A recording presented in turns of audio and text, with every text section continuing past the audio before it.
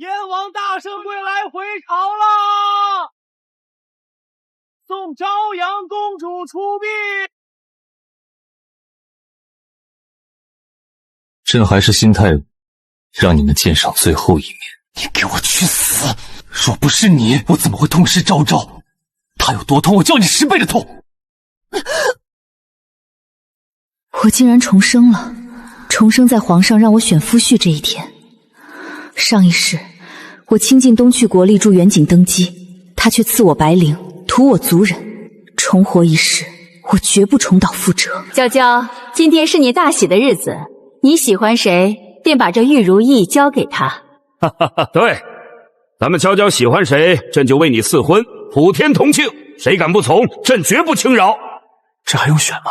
肯定是太子殿下呀！那可不，皇太女从小就黏着太子，这份天大的殊荣非太子莫属，别人连想都不敢想。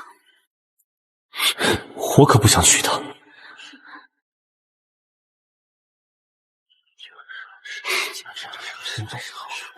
这丫头天天拿热脸贴冷屁股，看她今天怎么下台。远景那家伙可不会给她好脸色。父皇，儿臣已有心上人，绝不能接受赐婚。儿臣与昭昭两情相悦，早已非亲不娶，她也非我不嫁，儿臣绝不辜负她。皇上，太子错爱，但臣女真心爱慕太子，只要能待在太子身边，臣女就算不为正妃，也心甘情愿。父皇，儿臣绝不委屈昭昭，她必须是儿臣的正妃，我愿与她一生一世一双人。景儿，你可不知道你在干什么，这是娇娇的选夫大典，岂容你胡闹？你的事以后再议，不要在这里丢人现眼。父皇，儿臣绝不愿意娶娇娇，儿臣对她只有兄妹之情，强扭的瓜不甜。如果她仗着身份和权势，非要逼着我娶她，那昭昭与她都必须是平起平坐的正妃，而且新婚之夜，我只能宿在昭昭房里。放肆，简直冥顽不灵！皇上请勿动怒，伤了龙体。我要嫁的人不是太子，是三殿下。这可是你亲自选的，反悔可来不及了，这辈子你都跑不掉了。昭昭，你看，无人再与你争了。我说过，我只会娶你一人。你真的不后悔吗？赐婚的旨意一旦下下，一切都再也无法挽回。儿臣要娶昭昭，绝不后悔。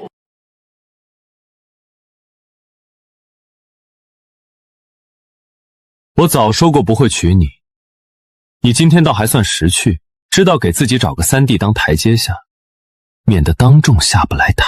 看你如此识趣，如果你心里真的还放不下姑，等我和昭昭大婚后，我去跟母后求情，勉为其难娶你做侧妃。不过我也只能给你一个名分。我是绝对不会碰你的，我答应过昭昭，我的长子和所有子嗣只能由他生。殿下，别说了，昭昭还没嫁呢，这样人听了多不好意思。昭阳公主，我真的不是想和你抢殿下，只是我太爱殿下了。公主大人大量，应该不会怪我夺人之爱吧？怪你？本宫感激你收破烂还来不及呢。两位真是天造地设的一对，祝你们百年好合，直接锁死，千万别松手祸害别人。公主，贵妃娘娘真是把自己的私库都给您搬空了，这么多稀世珍宝做嫁妆，咱们公主大婚之日定是全京城头一份的体面。姨母心疼我，自然给的是最好的，这还只是冰山一角罢了。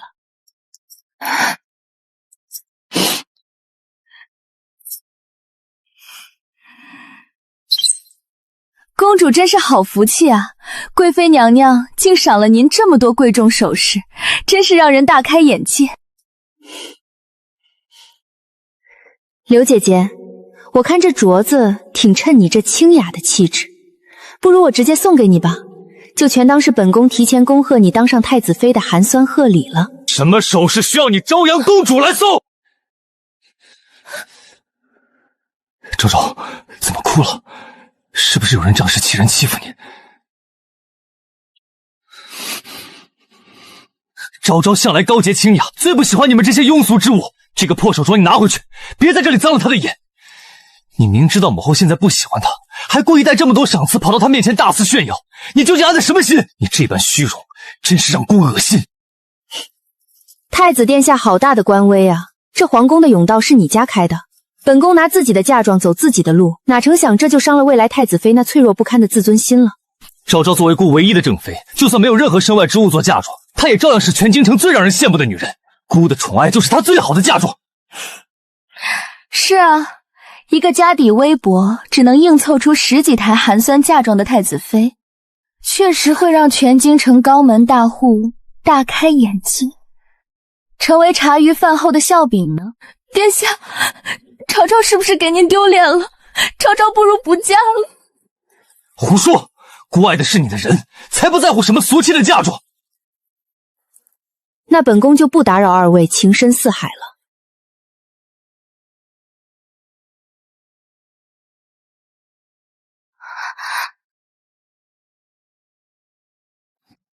娇娇，你要是想嫁给我做侧妃，我既然同意了，就一定会做到，绝不食言。但是你进了门，必须以昭昭为尊。如今昭昭的嫁妆只有18排，而你却有100多台。一个区区侧妃，排场和嫁妆怎么能超过正妃？成何体统？昭昭心软得很，她主动提议把你的嫁妆假装成她的嫁妆抬进东宫，她要80台充门面，你留40台，这样1里以上没有任何问题。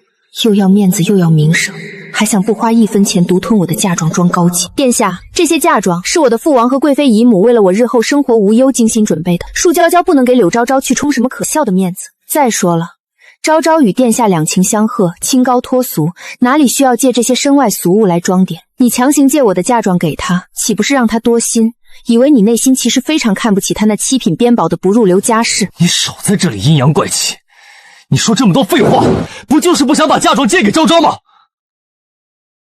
我告诉你，如果你今天答应借出嫁妆，你进了东宫，我还能开恩让你生下一儿半女。如果你敬酒不吃吃罚酒，你就等着进东宫做个死气沉沉的摆设，我绝不会踏足你房门半步。殿下，我想你搞错了一件至关重要的事情。我从未说过要嫁给你。好得很，你既然如此嘴硬，就别怪我到时候不给你留情面。大婚之日，一顶粉红小轿把你从侧门偷偷抬进东宫就算完事。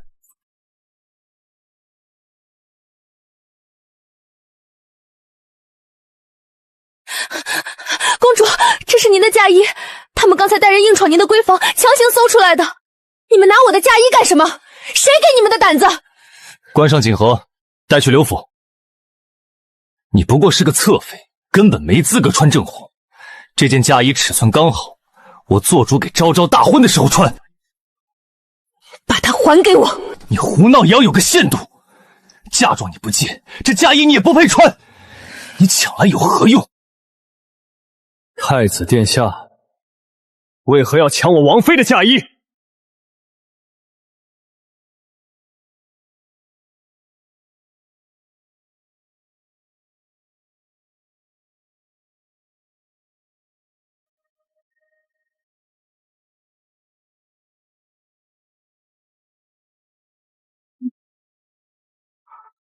三殿下饶命！元景，姑的王妃，什么时候轮到你跑到公主府来指手画脚动手推搡了？三弟，你别在这里多管闲事。娇娇对姑情根深重，她迟早是要进东宫做姑的侧妃的。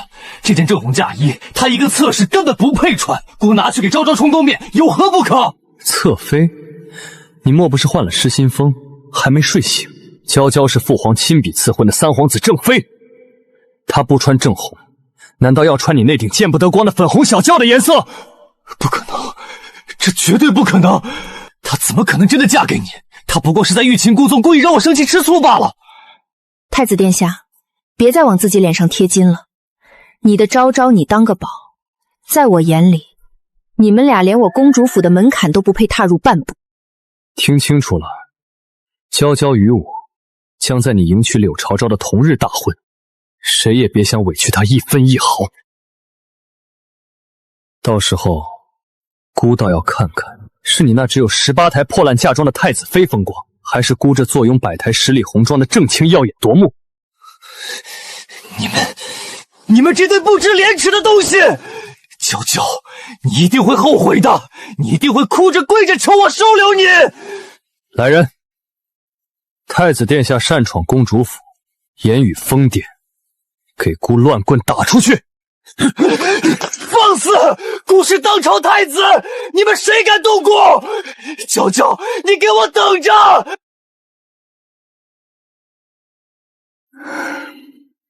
殿下，多谢你及时赶到。傻娇娇，只要有我在一天，就绝不会让任何人夺走属于你的光芒与尊严。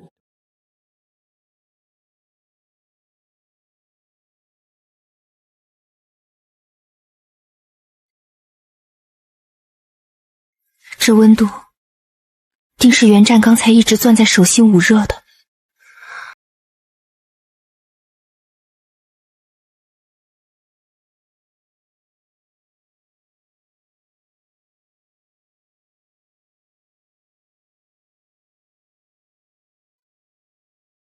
娇娇，娇娇，这是我娘留给我的。她说要给她未来的儿媳妇。娇娇，你等等我，等我为你报了仇，我就下去陪你。黄泉路上，我绝不让你孤单。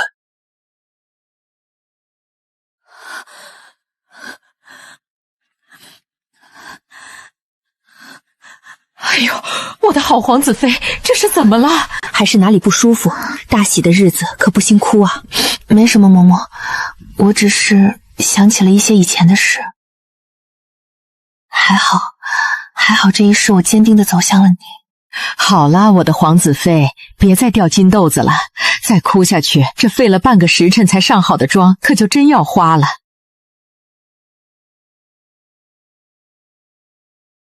吉时已到，殿下迎亲啦！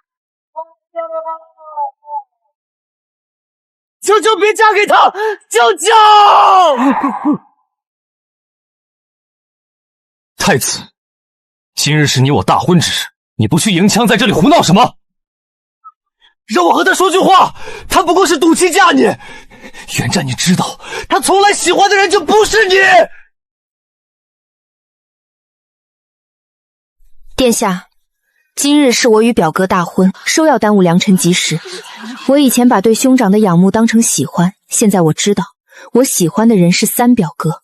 珠儿，将那箱东西交还太子。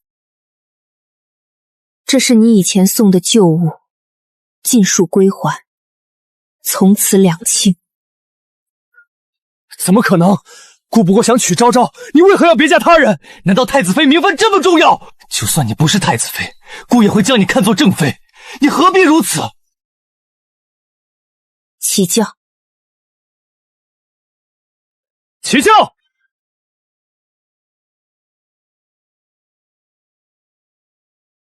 哎呦，太子妃这排场只有18台嫁妆，你看抬箱子的人毫不费力，轻飘飘的，哪像人家三皇子妃东夷国的皇太女，那可是120台沉甸的10里红妆啊！这小门小户的7品官之女，怎么撑得起东宫的场面？娇娇，你处处压我一头，可最终坐在太子妃位置上的还不是我。太子殿下呢？吉时早就过了，怎么还不来挑盖头？回太子妃。殿下他在书房，在书房做什么？今日是我们大婚，殿下他在书房一个人喝闷酒，谁都不让靠近。反了！这要是传出去，我柳朝朝还不成了全京城的笑柄。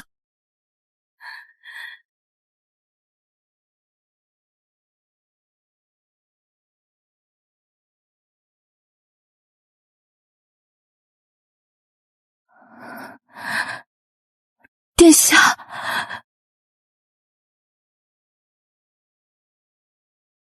你怎么来了？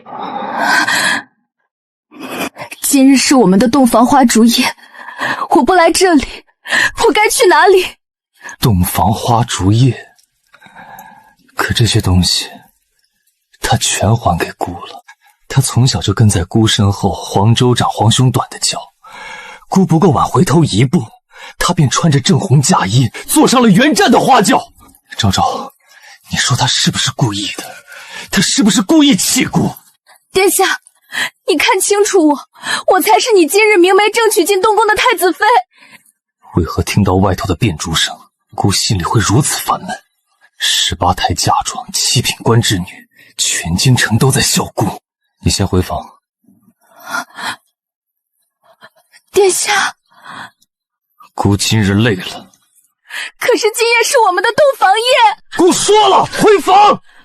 好，殿下累了，臣妾便不扰殿下。只是殿下别忘了，今日在宗庙玉笛上，臣妾的名字已经写在了殿下身边。娇娇若真放不下他，从一开始便不该。殿下，皇子妃入门先挑盖头，3殿下可别光顾着看人，误了礼数。本王的人，本王多看2眼怎么了？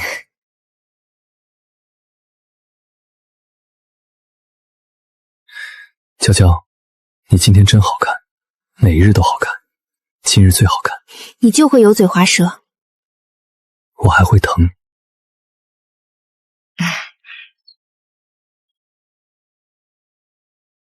累不累？饿不饿？我让厨房备着的。你今日一早便起来梳妆，肯定没吃几口。怎么了？是不是太甜了？我让人换一碗。不是，元瞻，你怎么这么好啊？娶到东楚最贵的小公主，谁不得得意？我是皇太女，不是小公主。在别人面前是皇太女，在我这里可以永远做小公主。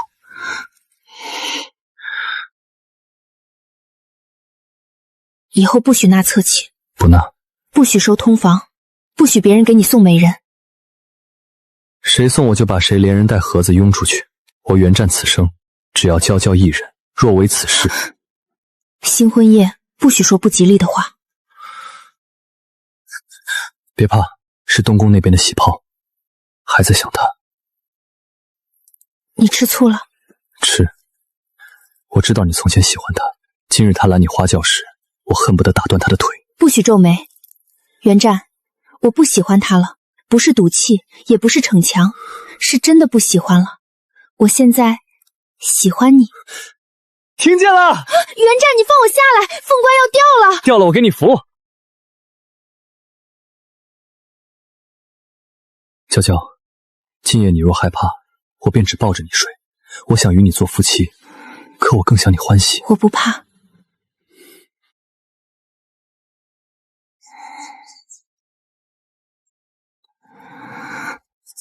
你看我做什么？看我夫人。不要脸。新婚第2日，看自己夫人也不要脸。疼，是我不好。你还说？好，不说。今日进宫请安，你不必怕，母妃那边有我。皇后若问东宫昨夜的事，也有我替你挡。东宫昨夜怎么了？昨夜太子没入洞房，柳朝朝自己掀了盖头，跑去书房哭闹。天还没亮，消息已经传出去半条街了，剩下半条街我让人添了一把火。元战，你好坏，那以后谁欺负我，你都帮我欺负回去。当然。殿下，皇子妃该起身了，再迟进宫便误了时辰。贵妃娘娘一早便让人传话，说皇子妃不必赶得太急。3殿下昨夜辛苦，皇子妃也辛苦。元战，你母妃怎么什么都知道？母妃经验丰富。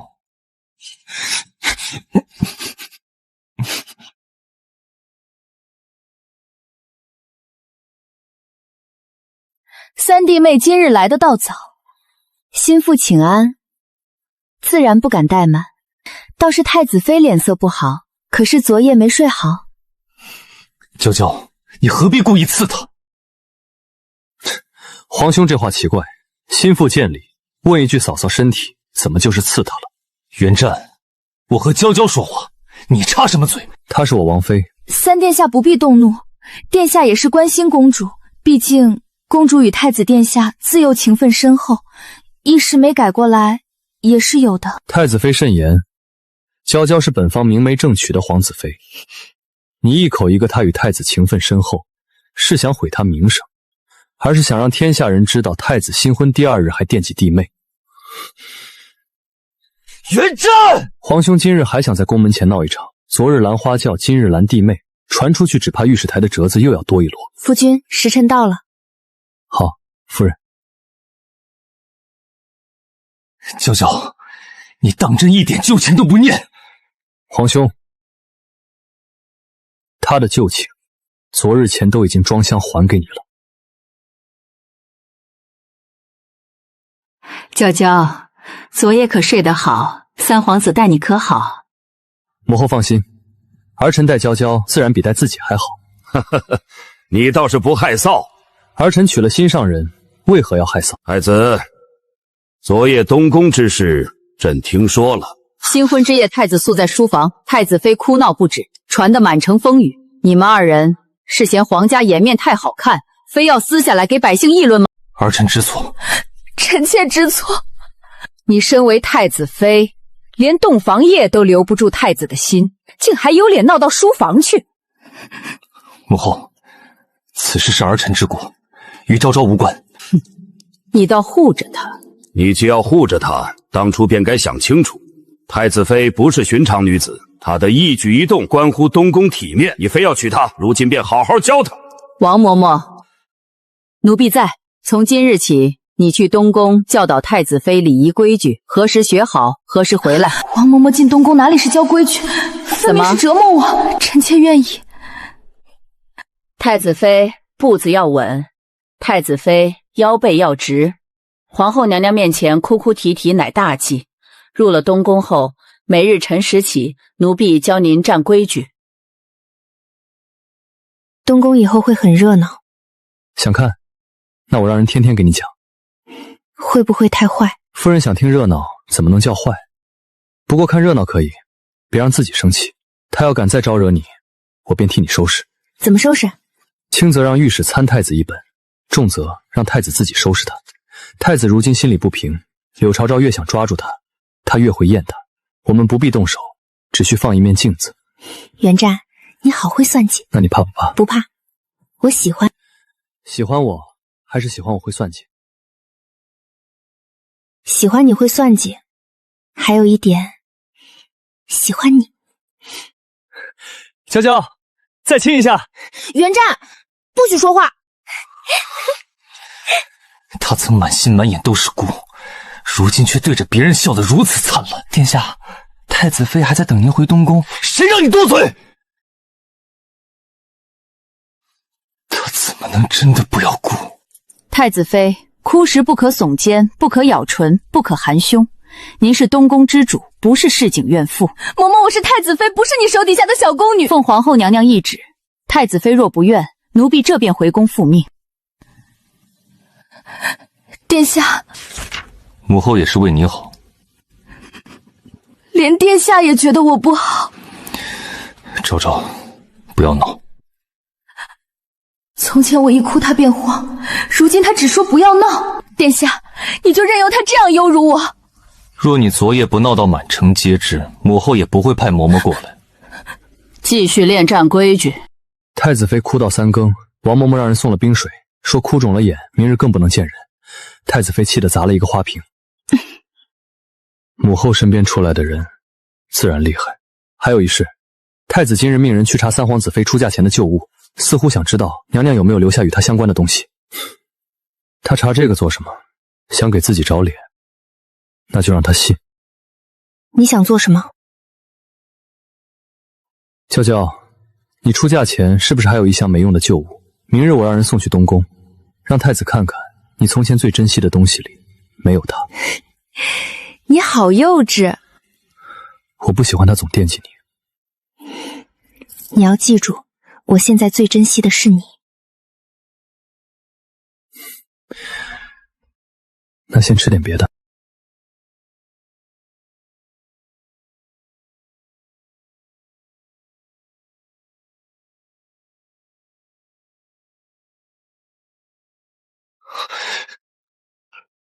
元战！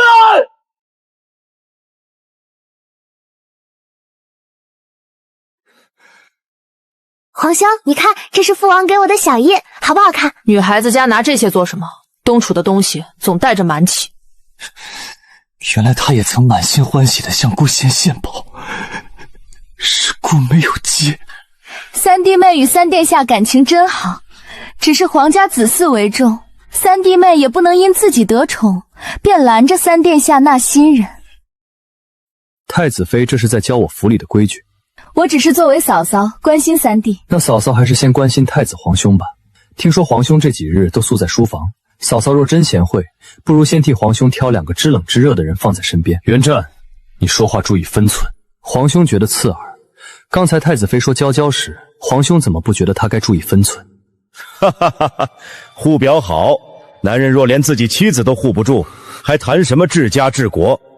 父皇母后，臣妾听闻三弟妹琴棋书画皆通，不如今日与臣妾比一比投壶，添个乐子。娇娇今日手酸，莫不是怕输？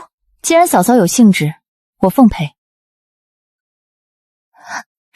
太子妃好准头，三弟妹，该你了。太子妃心不稳，手自然不稳。三弟妹果然厉害。夫人真厉害，是我小瞧夫人了。那罚你今晚替我捏肩。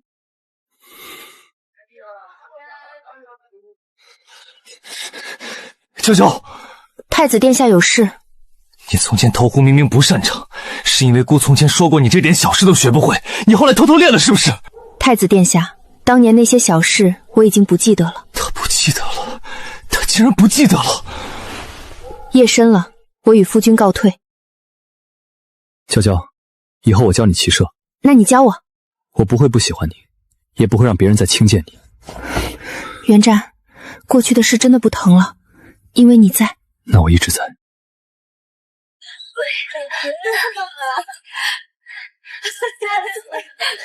真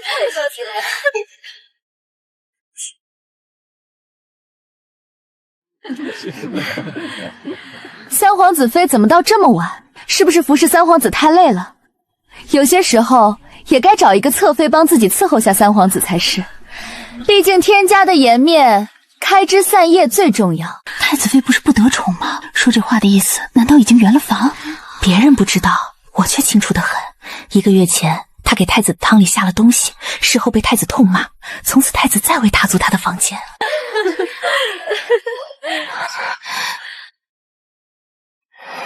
太子妃连喝2碗酸梅汤，不会是有喜了吧？怎么这般喜酸？俗话说酸儿辣女啊。太子妃可是真的？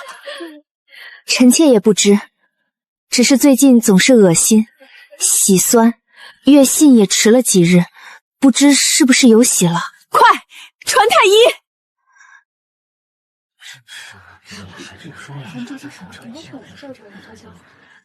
启禀皇后娘娘，太子妃并非有孕，只是脾胃不调，所以才觉得恶心，吃几副调理脾胃的药就好了。怎么可能？你这庸医，我明明是怀有身孕，你却说没有。李太医，你可看准了？娘娘若是不信，可宣太医院其他太医一同会诊。禀娘娘，太子妃确无身孕。怎么会这样？我明明是有孕的呀，我明明怀了太子的骨肉。太子妃太着急了吧，竟然闹出个假孕来。听说太子只在他房里宿过1次，这就想有了，真是想得美。太子都后悔娶她了，再不抓紧，怕是地位不保喽。够了！不过一场误会，开宴。子嗣是天家大事，太子成亲许久，东宫却没传来一个喜讯。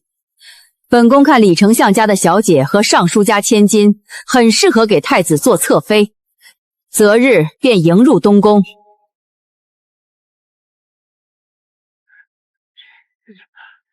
李家侧妃128胎嫁妆，比太子妃当初的18胎阔气多了。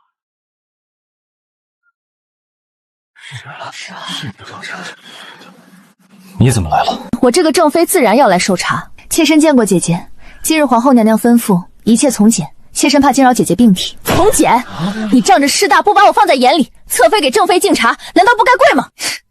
姐姐好大的威风！我们刚进门还没喝口热水，姐姐便急着立规矩，难怪太子殿下不爱去姐姐房里。你放肆！姐姐，我宋家女儿自小学的是刀枪，不是挨打。够了！今日大喜日子，你非要闹成这样？殿下，都是妾身不好，姐姐病中气闷，妾身愿意跪下敬茶。你不必跪，错不在你。你装什么贤惠？这颜色会不会太素？在夫人面前，素也好看，好看的我不想让你穿出门。没规矩。东宫那边今日可热闹，柳昭昭怕是要疯。李莹是故意露破绽，引柳昭昭发难。太子无能，若李家扶他稳住东宫，与我们不利。殿下，东楚楚将军有密信呈上。楚书送来的，边境有异动，有人暗中收买东楚边将周行，想挑起战端。太子、李家甚至朝中敌对势力都有可能。别怕，我陪你查。前世东楚被屠前也曾有过摩擦，这一世谁敢动东楚，我便让他先尝尝家破人亡的滋味。殿下，王上很想念。楚叔，我也想父王。三殿下，他是我们东楚捧在掌心的明珠，若你待他不好，东楚铁骑虽远，也能踏到你府门前。将军放心，若我负他，不必东楚铁骑来，我自己提头去请罪。三弟这话未免说得太满。哼，听闻有人在新婚那日拦我家殿下的花轿，太子殿下还是换三皇子妃为弟妹更妥，免得惹我东楚上下不快。三皇子妃，昔日太子殿下与您有些误会，妾身愿替殿下敬您，望您莫要介怀。娇娇酒量浅，本王替他喝。还有，太子与本王王妃之间并无误会，只有不该再提的旧事。李侧旭入宫，便该谨记身份。前世东楚出事时，我在哪里？你与敌军大战，等你大胜归朝时，我已不在了。我没救下你，娇娇，我时常后悔这是一场梦，怕我醒来你还在他身边，怕我看到的还是你的棺椁。不是梦，我在这里，我是你的妻。殿下小心刺客！娇娇，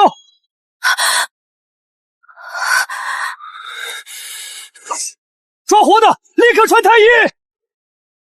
殿下，刺客服毒自尽，身上搜出这枚铜牌。东楚边将周行，刺客是故意留下这个牌子，想借刀杀人。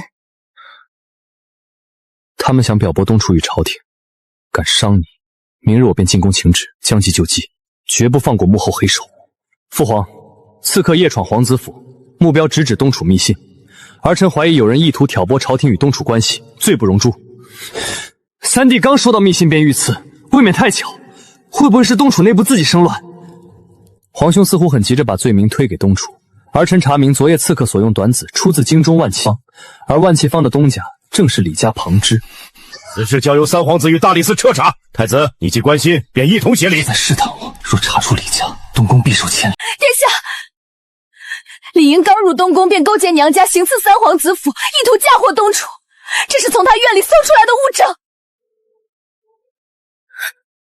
殿下冤枉，姐姐私自搜查妾身院落，随便拿张破纸便想污蔑李家，妾身不服。贱人，你还敢装死！殿下，我也有样东西，这是在刘姐姐的丫鬟房里找到的。若没认错，这是李侧妃陪嫁匣子上的玉扣。也就是说，刘姐姐确实派人偷了李侧妃的东西，偷就是偷，还说得这么好听。我是为了查真相，你们合起伙来害我！你闭嘴！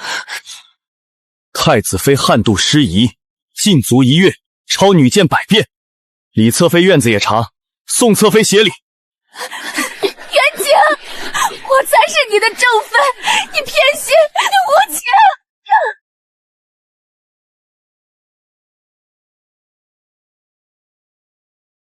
怎么不睡？大理寺查封万气坊了。李家旁支之下狱，李丞相断尾求生，但太子已经彻底慌了。别把自己逼得太紧。我不能停，我要把那些潜伏在暗处会伤害你的人一个一个拔除干净，护你此生安稳无虞。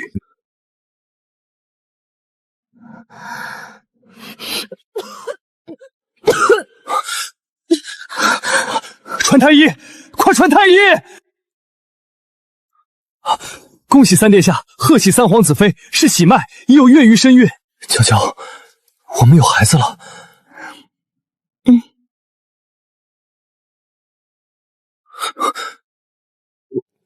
我是不是不能抱太紧？传令下去，府邸全面戒严，饮食全部试毒，熏香全撤，院里石阶全给我铺上厚毯，谁敢惊扰皇子妃半分，杀无赦！殿下，三皇子风头正盛，皆因东楚撑腰，若东楚边境乱了，三皇子妃必定慌乱，他一慌，三皇子便乱了阵脚，父皇自然会重新考量储君的位子。此事绝不可牵扯东宫。他一个侧妃也配进书房？你竟同他商议朝堂之事！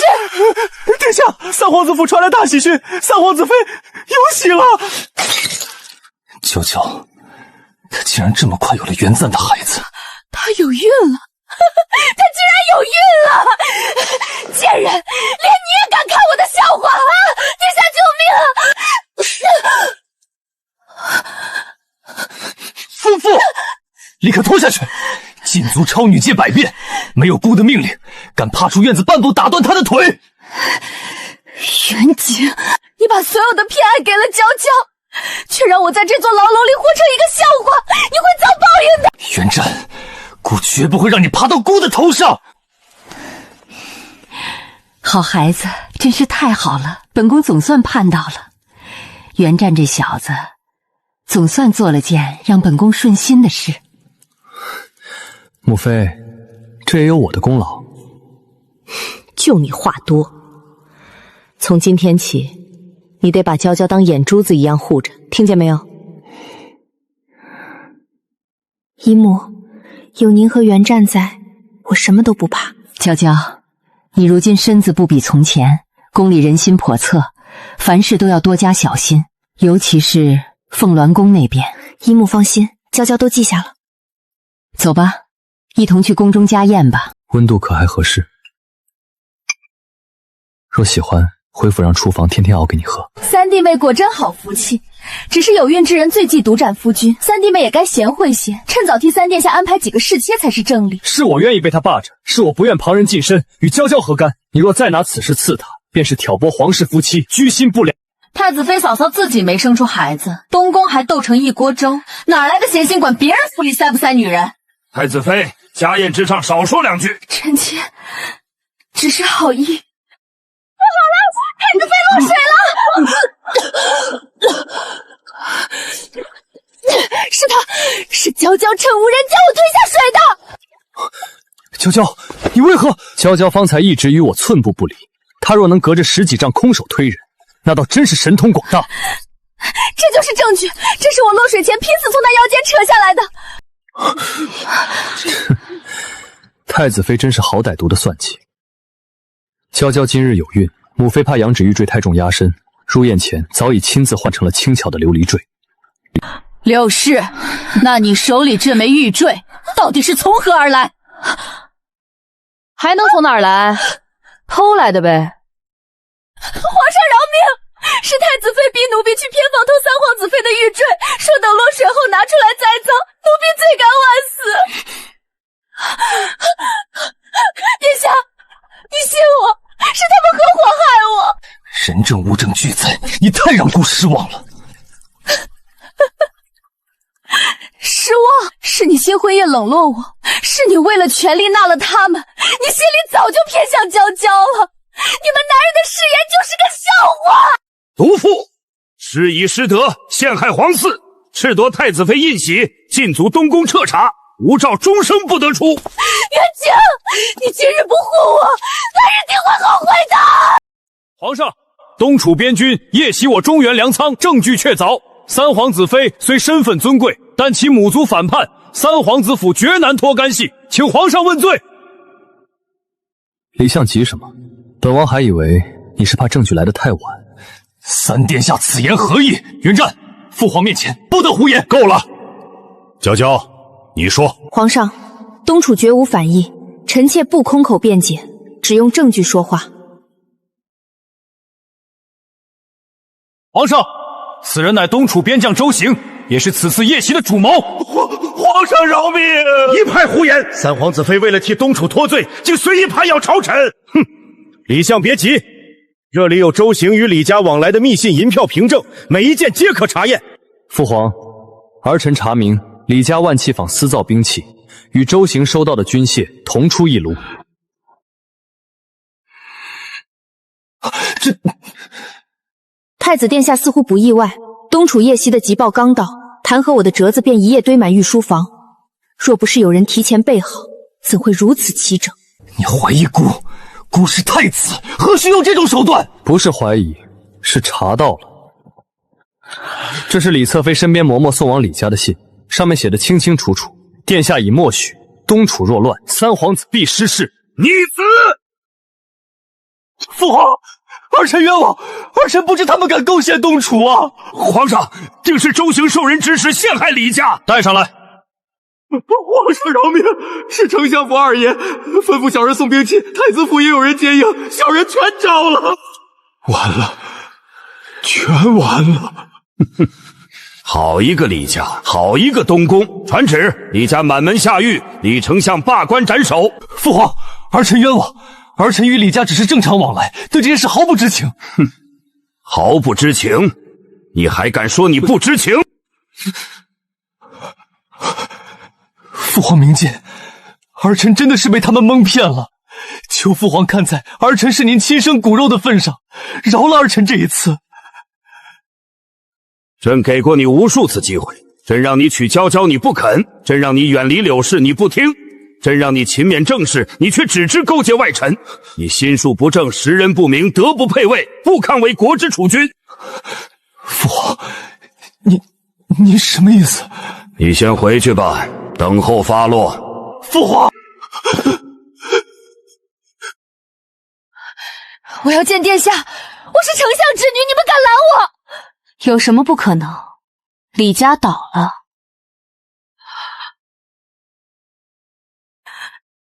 是你告的密。我只是递了几句话，真正害你的是李家自己的贪心。李莹，你也有今日！你又比我好到哪儿去？是你引我落水陷害娇娇的，对不对？你要我害她，再踩着我上位！你个疯子！放手！够了！殿下，救救我！救救李家！殿下，是他害我！姑沦落至此，你们都功不可没！滚！都给我滚！殿下这话不公道，你自己蠢，不能全怪女人。臣妾言尽于此，这便自请下堂归家。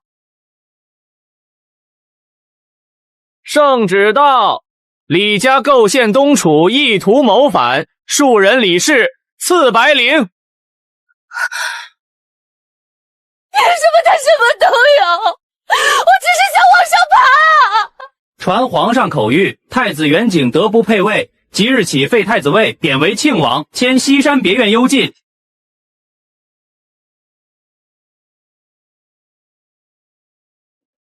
娇娇给娘娘请安了，不知娘娘急召娇娇是有何事？娇娇，你可知庆王出逃？我也是刚知道的。娇娇，你恨景儿吗？现在她不配让我恨。你真狠！若当年你嫁给景儿，用东楚替她铺路，一切便不会如此。凭什么？凭她薄情寡义、愚蠢至极，还是凭她会把一个女子的死变成途径我东楚的借口？庆王出逃，躲在了您这儿吧？你怎么会知道？娇娇，你还是这样聪明。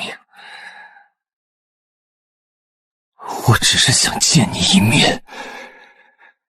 庆王私逃入宫，是死罪。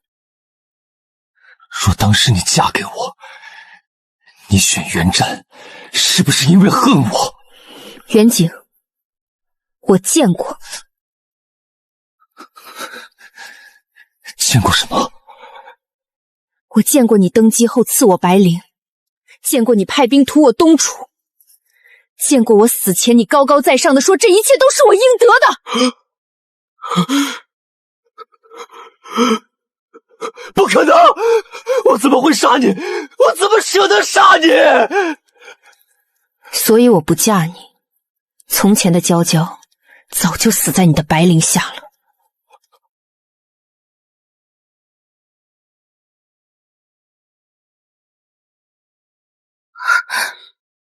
娇娇选我，是因为我值得，而你不配。景儿只是一时糊涂，他是你的兄长啊！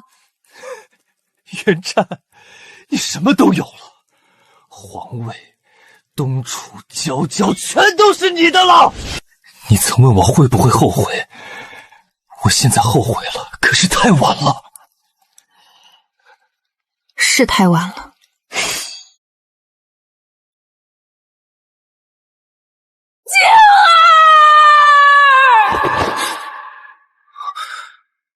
别看，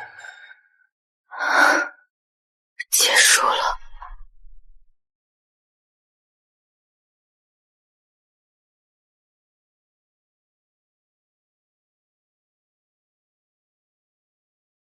慢些，台阶高，小心脚下。袁战，我只是有孕，又不是瓷娃娃。在我这里，你比瓷娃娃金贵。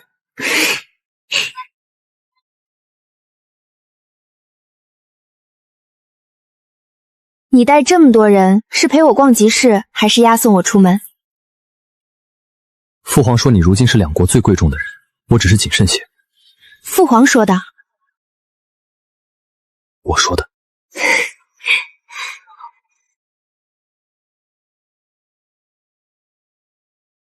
糖儿，刚吹好的糖儿。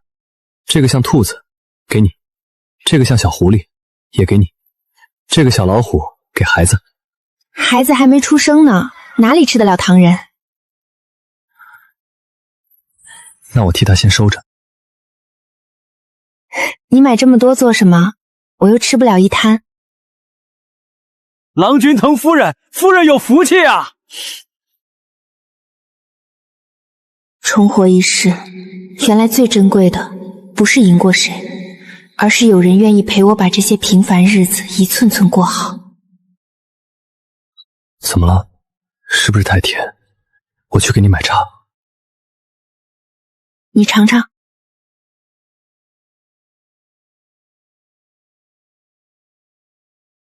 夫人喂的自然甜。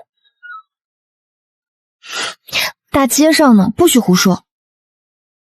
那回府再说。袁战，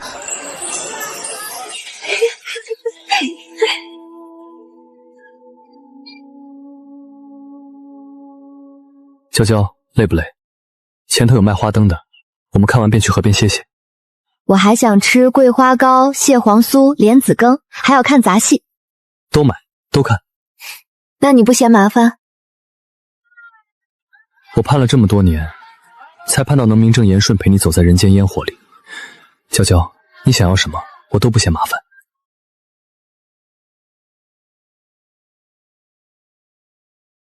袁战，我以前问过你，不许纳侧妃，不许收通房，不许别人给你送美人，你都答应了。我现在也答应，以后也答应，孩子出生后也答应，等我们白发苍苍，我还答应。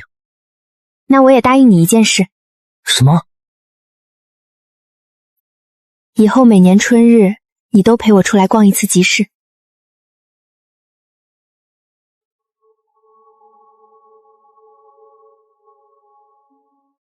娇娇，明年花更好。知与谁同？与卿同。袁战，我这一生很好，我护住了东楚，护住了自己，还有你。若真有来世，你还选我吗？你要是还像这一世一样好，我就选你。那我要是来晚一步呢？那你就跑快些。好，我一定跑快些。